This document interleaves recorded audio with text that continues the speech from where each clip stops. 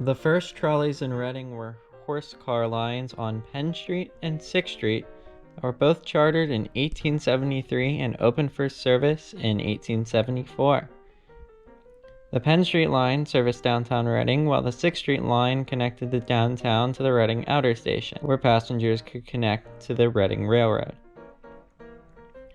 Later, both lines added branch lines to their initial main line, and the 6th Street and Penn Street lines would eventually merge together as the Reading City Passenger Railway Company on January 10, 1889, giving Reading one private horse car system centered at 5th and Penn Streets. Pictured is a preserved horse car that is located at the Berks History Center.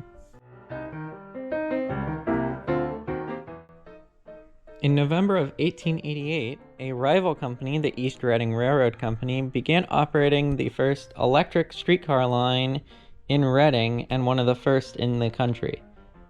In 1890, a line was built from Reading to Moulton through Shillington under the Reading and Southwestern Railway.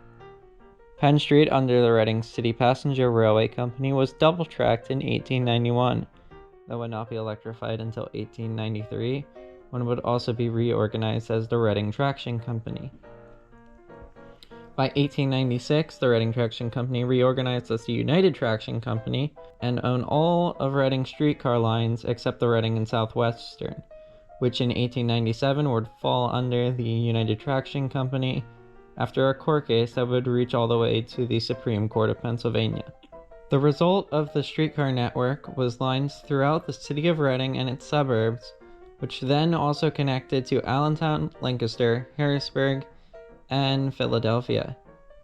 The Reading Transit and Light Company, as the company would be known after another reorganization, would face no major competition until 1926, when bus lines began operating in the city of Reading, and would begin the cutting of trolley lines until the end of trolley service on January 7, 1952, with only the former Reading and Southwestern Railway line remaining after the 1940s due to another court case from the initial merger that prolonged the trolley operation.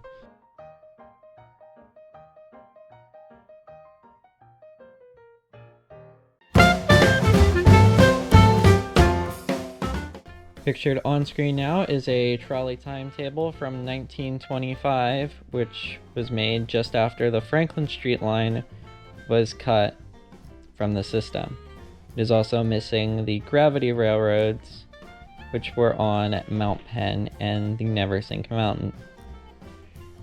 The Reading trolley network was made up of the 16 routes depicted in 1925. That is also viewable in full on the Brick Reading Railroad website.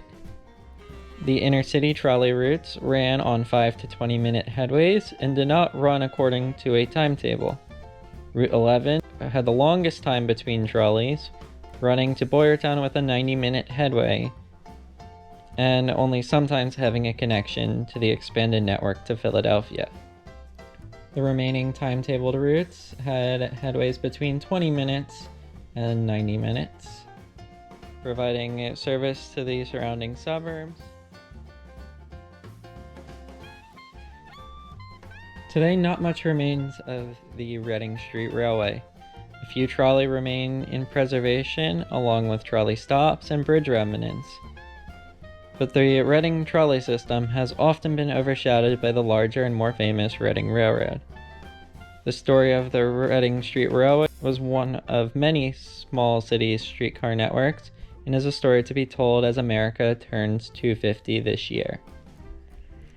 The Lego Reading Street Railway trolley models seen throughout the video are custom designed models and will be featured on the Brick Reading Railroad layout, which will attempt to represent the city of Reading, Pennsylvania and the surrounding area from the 1930s and 1940s. The layout travels to various museums in eastern Pennsylvania, so subscribe when the 2026 events featuring the layout will be, and like the video if you want to see more videos like this one.